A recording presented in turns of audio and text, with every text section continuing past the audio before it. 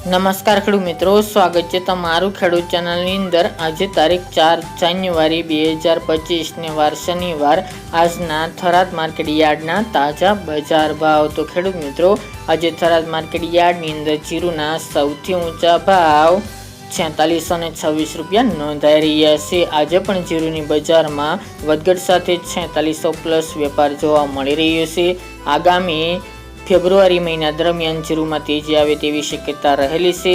તો ચાલો ખેડૂત મિત્રો, આપણે જાણી લઈએ કે રાયડો, જીરુ અને અજમાના ભાવ શું ચાલી રહ્યા હતા।